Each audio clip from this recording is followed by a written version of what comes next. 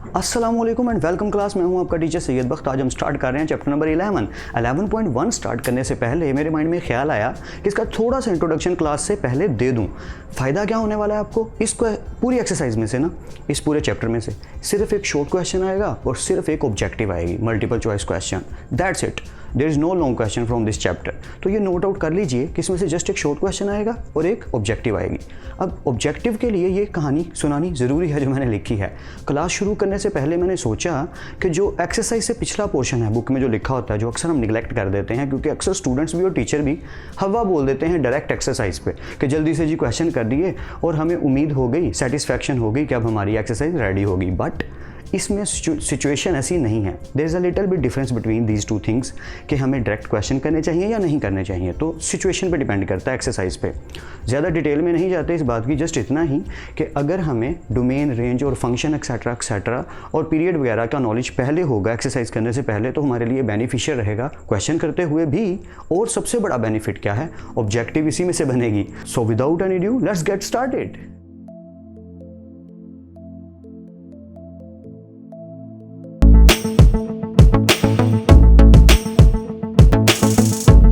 Welcome back class. पहली बात जो डिस्कस करने वाला हूँ वो ये कि फंक्शंस तो हम पहले ही जानते हैं क्या हैं। ट्रिग्नोमेट्रिक फंक्शन जब हमने 9.4 स्टार्ट की थी, आई मीन टू से फर्स्ट ईयर की बुक स्टार्ट की थी, तब से हम जानते हैं कि फंक्शंस हैं sine, cos, tangent, secant, cosecant and cotangent, यानी उनके रेसिप्रोकल्स। तो फंक्शंस तो वही हैं। आज हम बात करने लगे हैं इनकी डोमेन एंड रेंज के बारे में। डोमेन क्या होती है 9 क्लास में भी पढ़ा था, बट ठीक से पता नहीं चला। हालांकि पढ़ा तो 8 में भी है, बट उसकी ठीक से थ्योरी लॉजिकली नॉलेज नहीं है हमें कि डोमेन होती क्या है। तो मैं आपको आज थोड़ा सा डिफाइन कर देता हूँ। एक होता है फंक्शन। फंक्शन का मतलब है कि ये वो चीज़ है जिसके ज़रिए से आंसर निकाला जाएगा। किस चीज़ का? डोमेन का। मैं रिपीट कर देता हूँ, एक फंक्शन है, अगर आप उसमें डोमेन पुट करेंगे तो जो आंसर निकलेगा उसे कहेंगे रेंज। बचपन के क्वेश्चन करते हैं छोटे मोटे, ताकि हमें आइडिया हो जाए कि मैं बात क्या कर रहा हूँ। फॉर एग्जाम्पल बचपन में ना कुछ इस तरह से क्वेश्चन आता था, f of x 2x + 1, और हमें कहा जाता था x की जगह 1 पुट करना है। ओके, तो जब हम पुट करेंगे x की जगह 1, 2x + 1, तो x की जगह क्या आ जाएगा क्लास? 1 आ जाएगा। So 2 1 = 2 + 1 which is equal to 3। So what we get when we are putting 1? We getting 3। तो इधर क्या स्टोरी है? बड़ी सिंपल सी स्टोरी है। जो हमने पुट किया, जो हमारी इनपुट थी, वो हमारा डोमेन कहलाएगा, यानी कि ये 1 जो है हमारी डोमेन है, और जो आंसर आएगा वो हमारी रेंज कहलाएगा। सो ये कहना ठीक होगा कि domain means input and range means output. I hope आपको बात समझ आ रही मैं क्या कहना चाह रहा हूँ, कि सिर्फ ये नॉलेज के लिए है, ये इसका आपके एग्जाम से या आपके मतलब उससे क्या कहना चाहिए, क्वेश्चन से कोई लेना देना नहीं। जस्ट आपके नॉलेज से लेना देना है कि डोमेन किसे कहते हैं जो फंक्शन में पुट की जाती है, और रेंज किसे कहते हैं जो आंसर हमें फंक्शन प्रोवाइड करता है आउटपुट के तौर पर। आई होप ये बात क्लियर है। लेट्स कंटिन्यू कि हम अपने टॉपिक की तरफ आते हैं। ऑलराइट, तो फंक्शंस तो ये हैं। अब डोमेन इनकी क्या क्या है, यानी कि y = sin x, यानी कि sin x में हम कौन कौन सी वैल्यू इनपुट कर सकते हैं जो अलाउड है। मतलब इनपुट करना भी तो अलाउड होता है ना। जैसे कई बार हम जब क्वेश्चन करते हैं मैथमेटिक्स के, तो स्टेटमेंट के बाद क्या लिखा होता है कि आप डिनोमिनेटर में 0 पुट नहीं कर सकते। बहुत सारे क्वेश्चंस में होता है ना, या काफ़ी स्टूडेंट्स मेरी बात को समझ पा रहे होंगे कि कुछ क्वेश्चंस की स्टेटमेंट के एंड पे लिखा होता है, कोमे के आगे कोमा लगाते हैं, आगे लिखते हैं and the denominator does not be equal to 0। वो 0 नहीं हो सकता, तो वो एक लिमिट बता दी गई। वैसा ही काम यहाँ पे है कि हमें बता दिया गया कि डोमेन हम क्या लगा सकते हैं, यानी कि साइन के साथ डोमेन क्या आ सकती है। तो साइन की डोमेन है रियल नंबर्स, दैट्स इट। ये बहुत ईजी है याद करने। मैं आपको तरीका भी बता दूंगा जिसके ज़रिए ये याद हो जाएंगे। आप पेयर बना लीजिएगा, आपको दिखाई भी दे रहा होगा और याद हो जाएगा, याद करने में आसानी होगी। Let's continue. So sine x की डोमेन है रियल नंबर्स, कोस एक्स की भी है रियल नंबर्स, दैट्स इट। ये एक पेयर बन गया। टेंजेंट एक्स की है 2n + 1 π/2। हम डेप्थ में नहीं जाएंगे क्योंकि हमारा टॉपिक नहीं है कि ये क्यों है, बट सिर्फ ये है कि इसे ये क्या कहेंगे, रट्टा लगा लीजिए, या वो सॉन्ग भी सुन लीजिएगा, रट्टा मार। तो रट्टा मारना पड़ेगा। ये वाला टेंजेंट एक्स की जो हमारी डोमेन है वो ये है और सीकन की भी सेम है, तो टेंजेंट और सीकन की सेम है डोमेन। इसी तरह से कोसीकन की और कोटेंजेंट की सेम है एन पाई। जस्ट आपने याद करना है यार इनको और कुछ नहीं, क्योंकि ऑब्जेक्टिव में ये क्वेश्चन पूछा जा सकता है। आई होप ये क्लियर हो रहा है। मैं फिर से रिपीट कर देता हूँ, हालांकि लिखा है साइन और कोस की रियल नंबर्स, टेंजेंट और सीकन की 2n+1 π/2 और कोसीकन और कोटेंजेंट की n पाई। आई होप ये क्लियर है एंड आई बिलीव के समझ आ रही हो। Let's continue. रेंज बहुत इजी है, 4 लोगों की सेम है और 2 लोगों की डिफरेंट है, तो जिनकी डिफरेंट है पहले उनकी बात कर लेते हैं। टेंजेंट की और कोटेंजेंट की, या दोनों रेसिप्रोकल है ना, या टेंजेंट एंड कोटेंजेंट इनके हैं सारे रियल नंबर्स। जितने भी रियल नंबर्स हैं वो इनकी रेंज में आते हैं। इट मीन्स कि इनका आंसर जब भी निकलेगा वो हमेशा रियल नंबर ही निकलेगा, ये कहना चाह रही है बुक।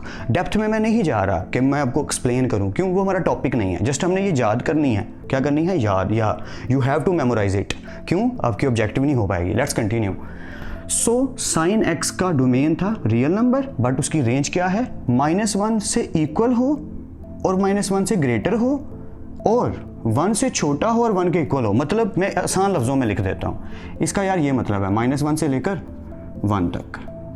मैं फिर से रिपीट कर देता हूँ क्योंकि नेक्स्ट भी वही है। क्या? -1 से लेकर 1 तक, दैट्स इट, ये है इसकी रेंज।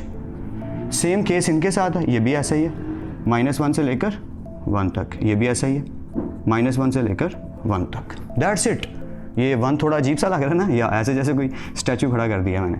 सो सॉरी अगर राइटिंग में प्रॉब्लम आ रही, बट पॉइंट्स क्लियर आना चाहिए। मैं जो बताना चाह रहा हूँ कि इन सब की जो रेंज है वो -1 से 1 तक है। तो 3 ही तो वैल्यूज़ बनी, -1, 0 and 1, that's it. Number line तो हमें पता है। तो आई होप ये छोटी सी नन्ही मुन्नी सी थ्योरी आपको समझ आई हो। अब जल्दी से हम अपनी एक्सरसाइज की तरफ मूव ऑन करते हैं, लेकिन उसके लिए हमें 3 चीज़ों का पता होना जरूरी है। क्या? साइन, टेंजेंट एंड कोटेंजेंट के पीरियड्स। तो क्लास के साथ स्टार्ट करते हैं। Welcome back. क्लास स्टार्ट करने लगे हैं 11.1 के क्वेश्चन स्टार्ट करने से पहले मैंने आपसे जैसे कहा था कि हमें पीरियड्स ऑफ ट्रिग्नोमेट्रिक फंक्शंस याद करने होंगे। उसकी रीज़न क्या है? अगर आप क्वेश्चन को रीड आउट करें स्टेटमेंट को कि उसने कहा क्या करने के लिए, तो कहा है find the period of the following. मतलब जितने भी फंक्शंस उसने हमें दिए हैं, sin 3x and goes on. Question number 15 by the way important है, वो एंड पे होगा। जितने भी क्वेश्चंस हैं वो सारे के सारे आपने क्या करने हैं? एक ही तरीके से सॉल्व करने हैं। बिल्कुल सिंपल एक ही मेथड है, बचपन वाला काम करना है, एक मेथड सीखना है, अप्लाई कर देना है, पूरी एक्सरसाइज सॉल्व हो जाएगी। फाइंड क्या करना है? पीरियड, या this is your topic actually. क्या हमने पीरियड फाइंड करना है। तो हमें तीनों फंक्शंस का साइन, कोज और टेंजेंट और उनके रेसिप्रोकल्स, तो टोटल 6 हो गए, इनके पीरियड मालूम होने चाहिए। लेकिन अगर आपको 3 के पता हैं तो ऑटोमेटिकली बाकी 3 के भी सेम हैं। लिख दिए हैं मैंने, आपने याद कर लेने हैं। साइन एक्स का भी 2π है, कोज एक्स का भी 2π है और टेंजेंट एक्स का पाई है। ऑफ कोर्स कि अगर साइन का ये है तो कोसीकन का भी यही है, कोस का ये है तो सीकन का भी यही है, and same as it is the case with tangent. Tangent x का अगर पाई है तो कोटेंजेंट एक्स का भी पाई है। बस आपने ये याद कर लेने हैं और फिर हम क्वेश्चंस की तरफ मूव ऑन कर जाते हैं। आप देख सकते हैं मैंने एक ये बॉक्स बना के लिखा है टू फाइंड पीरियड। अब इसको फॉर्मूला कह सकते हैं कि ये एक फॉर्मूला है जिसके अंदर हमने क्या करना है? फंक्शन फाइंड करना है। किसका? f of x plus P. एक फंक्शन मिलेगा, उसकी x वाली वैल्यू को यहाँ पे सिंगल कर लेना है और प्लस कर देना उसका पीरियड, एंड क्वेश्चन सॉल्व हो जाएगा। मतलब क्या, इसका जब करेंगे तो पता चल जाएगा। 2 चीज़ें हैं। मैंने एक क्वेश्चन को ना 2 तरीक़ों से किया, आंसर सेम ही आया। तरीके नहीं, तरीका कहना गलत होगा। मतलब ये कहना गलत होगा कि 2 तरीक़ों से किया, ये कहना ठीक होगा। तरीका एक ही है, एक को लेंथी करके किया, एक को शॉर्ट करके किया। मैं ज़्यादातर क्लास में जब क्वेश्चंस करवाता हूँ इस मेथड से करवा देता हूँ और ये वाला मेथड बता देता हूँ। तो सोचा आपके साथ भी वही सलूक किया जाए कि आपको बता दिया जाए कि बेनिफिशियल ये है अगर बोर्ड में क्वेश्चन आ जाता है कि आप इस वे में करें। वो बोर्ड वालों को ना अच्छा लगता है कि इंग्लिश भी लिखी है, मैथमेटिक्स भी लिखा है, थोड़ा बना के लिखा है, हेडिंग्स वगैरह लगाई हैं, तो मार्क्स डिडक्ट नहीं होते। लेकिन अगर आप डायरेक्ट कर देते हैं, जो कि इंजीनियर्स अच्छे लाइक स्टूडेंट्स, फुनसुक वांगड़ू जैसे स्टूडेंट जो खुद को जीनियस समझते हैं, कर देते हैं, तो मोटे चश्मे वाले मैथमेटिशियंस जो हमारे बोर्ड ऑफिस में एग्जाम चेक करते हैं, शायद उन्हें हम अच्छे नहीं लगते, तो वो कई बार हमारा एक नंबर डिडक्ट कर लेते हैं और हमें खबर तक नहीं होती। हम तो एग्जाम करके आ जाते हैं कि यार बेस्ट हो गया, सारे क्वेश्चन अच्छे से हो गए, फुल बाई फुल आएंगे, बट काफ़ी मार्क्स डिडक्ट हो जाते हैं। उसकी रीज़न्स यही बारीकियाँ होती हैं, छोटी छोटी मुरम्मतें जो आपने खुद से अब अपनी करनी शुरू कर देनी है। तो बातें काफ़ी ज़्यादा हो गई, जल्दी से काम की तरफ ध्यान देते हैं। सो साइन 3x ये हमारा फंक्शन है। पहले ये वाला मेथड पढ़ लेते हैं। फंक्शन क्या है? Sign 3x। आपने उसके बाद क्या लिखना है? Period of function. फंक्शन क्या है? साइन। तो साइन का क्या होता है पीरियड 2 पाई। आई होप ये क्लियर है। फंक्शन है sin 3x, period of function क्या है 2 पाई। नाउ टू फाइंड पीरियड मैंने लंबा करके लिखा है, ये पूरी चीज़ दोबारा से लिख दी कि f of x is equal to f of x plus p। Let's continue. जो फंक्शन मिला है ना क्लास, ये वाला वो पोर्शन है। मतलब अगर आप मुझे कहें कि सर ये वाले हिस्से की क्या बात हो रही है, तो ये वाले हिस्से का मतलब है फंक्शन, यानी कि sin 3x प्लस आ गया और पीरियड क्या है p। That's it. मैं फिर से रिपीट कर देता हूँ, उसी फॉर्मूला की बात हो रही है। ब्रैकेट अगर मैं ओपन कर दूँ, असल में ब्रैकेट तो बाद में डालेंगे, पहले ऐसा ही है f of x plus p। मैंने क्या किया, इसको थोड़ा साफ सुथरा और खूबसूरत करने के लिए ब्रैकेट लगा दी, क्योंकि मुझे x सिंगल चाहिए। ये बस ये बात याद रखिएगा कि x के साथ जो भी है वो हमें रिमूव करना पड़ेगा। दोबारा से लिख लेते हैं f of x plus p।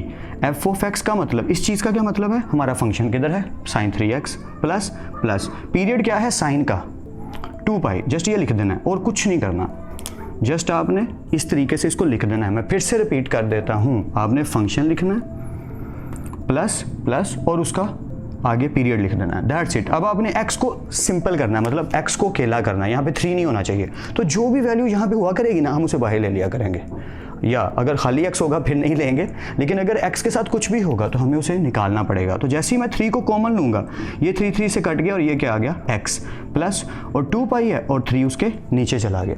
I hope ये बात समझ आ रही है। मैं एग्जाम्पल दे देता हूँ एक, ताकि आपको आइडिया हो जाए मैं कहना क्या चाह रहा हूँ। फॉर एग्जाम्पल एक जगह पे एक वैल्यूज़ लिखी हैं 2 + 4 + 9 + 12। ओके, अब मैं इनमें से 2 कॉमन ले लेता हूँ। What I am taking common 2। अगर मैं इनमें से 2 कॉमन ले लूँ, देखिए ज़रा क्या होता है। जैसे मैं 2 कॉमन लूँगा, 2 × 1 = 2 प्लस 2 × 2 = 4 प्लस 2 × 6 = 12। बट 9 की बात करते हैं। ये मैंने बाकी सबसे तो 2 को कॉमन ले लिया, और कॉमन लेने का मतलब होता है डिवाइड। तो असल में ये डिवाइड हो रहा है सब पे, ठीक है, डिवाइड होके ये वैल्यूज आ गई। बट 9 के साथ क्या होगा, जिसके साथ वो कॉमन नहीं आ रहा था, डिवाइड नहीं हो रहा, वो एज इट इज़ आ जाएगा, मतलब उसके नीचे आ जाएगा 2। वही केस यहाँ है। 3 कॉमन ले लिया, ये 3 से कट गया, x आ गया प्लस इसके साथ तो नहीं ना बनता कॉमन, तो इसके नीचे आ गया। अब इस स्टेप के बाद क्या करना है, जो चीज़ यहाँ पे बनेगी, यानी ये जो चीज़ बनेगी, जो भी हर बार जो भी चीज़ यहाँ पे बनेगी, इस जगह को पॉइंट आउट कर लीजिए, उसे हम अपना पीरियड कहेंगे, जो इसने फाइंड करने को कहा। सो the period of sin 3x, ऐसे ही लिखना है। So the period of, line याद कर लीजिए, सो द पीरियड ऑफ, और उसके बाद फंक्शन लिखना है इज, यानी कि so the period of sin 3x is 2 π/3। That's it. यही आपका फाइनल आंसर है। एंड आई होप कि आपको समझ आई हो, या मैंने थोड़ा ज़्यादा ही डिटेल में बता दिया, छोटा सा तो क्वेश्चन है। चलिए अपने तरीके से बताता हूँ, जिस तरीके से मैं ज़्यादातर करता हूँ। फंक्शन टेक किया sin 3x, और जो भी हमारी वैल्यू है उसके अंदर उसका पीरियड ऐड कर दिया, यानी कि 3x में क्या ऐड करना है, 2 पाई ऐड कर दिया। अब मुझे यहाँ पे x चाहिए, 3 कॉमन ले लिया, इसके नीचे 3 आ गया। दैट्स इट, बस। सो the period of sin 3x is 2 π/3। मैं फिर से रिपीट कर देता हूँ, फंक्शन है sin 3x, साइन जो भी है उसके अंदर 2 पाई ऐड कर दें, जो भी वैल्यू है उसके अंदर उसका पीरियड, अगर साइन और कोज है तो 2 पाई, टेंजेंट या कोटेंजेंट है तो पाई ऐड कर दीजिए। फिर x को अलग करना है, यानी x को सिंगल करना है। तो जो भी साथ वैल्यू है उसे कॉमन ले लीजिए, जो भी कॉमन लेंगे यहाँ पे कट जाएगी और उसके नीचे आ जाएगी, या दैट्स इट। अब ये हमारा पीरियड है। So the period of sin 3x is 2 π/3। I believe के समझ आ रही है। अगर कन्फ्यूजन हो रही है तो वीडियो को बार बार पीछे करके देखिए। So without any due let's continue our class. Welcome back. Class start करने लगे हैं फर्दर क्वेश्चंस को, बट मैं सजेस्ट ये करूंगा कि वीडियो को पॉज कीजिए और खुद से क्वेश्चंस को करने की कोशिश कीजिए। ये क्वाइट इजी है यार, इसमें आपको मेरी हेल्प की आई थिंक सो बिल्कुल ज़रूरत नहीं है। बट अगर किसी को फिर भी कन्फ्यूजन हो तो वो ज़रूर देख सकता है। बट सजेशन यही है कि आप वीडियो को पॉज कर दें, प्ले ना करें, पॉज करके खुद से करने की कोशिश करें। हाँ, जहाँ जहाँ अटक जाएं या कोई प्रॉब्लम आए वहाँ से वीडियो को रिज्यूम करके देखना शुरू कर दें। उससे बेनिफिट क्या होगा कि आपको समझ आएगी, आप ये क्वेश्चंस कर पाएंगे खुद से। बेनिफिशियल है कि आपको आना चाहिए, ये बेनिफिशियल नहीं कि मैं करवा पाऊँ या मेरा करवाना इट्स ओके, बट आपका आना इट्स कंपलसरी। तो आप खुद करने की कोशिश कीजिए और जहाँ से कन्फ्यूजन हो वीडियो को रिज्यूम कर लीजिएगा। और चलिए क्वेश्चन करते हैं। क्वेश्चन नंबर 2 से ऑनवर्ड 14 तक इतने इंपॉर्टेंट नहीं है, क्योंकि एग्जाम में कम ही आते हैं ये, बट करने क्यों ज़रूरी है, आ भी सकता है, सिलेबस का हिस्सा है। But question number 15 is quite important, तो वो सीक्वेंस में हम करते जाते हैं। 15 की बारी भी आ जाएगी। Let's continue. cos 2x। एक चीज़ और, सॉरी मैं बातें ज़्यादा ही कर रहा हूँ, क्वेश्चंस पे कम फोकस नहीं कर रहा। बातें इसलिए कर रहा हूँ ताकि आपको नॉलेज साथ साथ देता रहूँ। मैंने ना इसको फर्स्ट मेथड से किया है, जिस मेथड से मैं क्लास में क्वेश्चंस करवाता हूँ कि शॉर्ट, बट आपने खुद को आदत डालनी है वो ब्लू वाले मेथड से, यानी सेकंड मेथड से, कि पहले हमने पीरियड लिखा, फंक्शन लिखा, फिर फॉर्मूला लिखा, फिर पुट किया, फिर आंसर निकाला। ये तो बहुत ही शॉर्ट हो जाएगा ना, तो 2 नंबर मिलने थोड़े से प्रॉब्लम करेंगे। तो आप उस मेथड से खुद को आदत डाल लीजिए कि हमने उसी मेथड से नोट्स बनाने हैं, उसी मेथड से क्वेश्चंस करने हैं। Let's continue. cos 2x, और हम जानते हैं cos का एंगल क्या है, सॉरी cos का पीरियड क्या होता है 2 पाई, तो cos 2x में ऐड कर दिया 2 पाई, 2 कॉमन आ गया, 2 से कट गया x प्लस, क्योंकि इस दफ़ा कट आउट हो रहा है तो 2 से कट के क्या आ गया पाई, ये हम जानते हैं हमारा पीरियड है तो लिख दिया, period of cos 2x is pi, ये हमारा पाई आ गया। दैट्स इट, क्वेश्चन खत्म। Part number 4, sorry question number 3। Question number 3 से ऑनवर्ड जितने क्वेश्चन हैं, ज़्यादातर क्वेश्चन में यही हरकत होने वाली है। वो क्या हरकत है, ज़रा ध्यान से समझिएगा कि इस दफ़ा स्टोरी उलट है। पहले क्या होता था, जो क्वेश्चन नंबर 1 में हमने किया था कि इसके सिंगल वैल्यू होती थी और इसके नीचे आ जाती थी जब हम कॉमन लेते थे। मैं जो कहने वाला हूँ ना थोड़ा सा ट्रिकी है, ठीक से समझिएगा। पहले क्वेश्चन कर लेते हैं। टेंजेंट 4x टेंजेंट का क्या होता है पाई, तो 4x में ऐड कर दिया पाई, या अब मैंने 4 कॉमन लेना है लेकिन इधर तो है ही नहीं, तो वही वाला काम, 4 जब कॉमन लेंगे 4 इसके नीचे आ जाएगा, जब ये नीचे आ जाएगा तो यही हमारा पीरियड हो जाएगा। That's it. अब ये क्वेश्चन पिछले क्वेश्चंस की जैसे ही है, जैसे हमने लास्ट क्वेश्चन किया था क्वेश्चन नंबर 1, बट जहाँ से कहानी शुरू होती है क्वेश्चन नंबर 3 से, ज़रा इसको ध्यान से समझना है कि अगर कॉमन लेते हैं, जो चीज़ साथ लिखी है अगर उसे कॉमन लेते हैं तो ये मल्टीप्लाई हो रही है ना, तो वो उसके साथ जाके क्या हो जाती है डिवाइड। लेकिन अगर डिवाइड वाली कॉमन ले लें, what it means, let's continue. Question x/2 cotangent x/2 plus pi, मैं फिर से रिपीट कर देता हूँ, कोटेंजेंट x/2 प्लस इसका क्या होता है पीरियड पाई। यहाँ तक क्लियर है I hope. Okay, let's continue. Cotangent, अब मुझे x को अकेला करना तो कॉमन 1/2 लेना पड़ेगा ना जी, मुझे अब कॉमन लेना पड़ेगा 1/2 बिकॉज 2 नीचे है, तो जैसे मैं 1/2 कॉमन लूँगा, अब इधर तो नीचे 2 नहीं है, तो जैसे उधर ऊपर कॉमन लेते थे तो वैल्यू उसके नीचे चली जाती थी, यानी मल्टीप्लाई वाली कॉमन लेते थे तो डिवाइड हो जाती थी। अब डिवाइड वाली कॉमन लेंगे तो उधर मल्टीप्लाई हो जाएगी।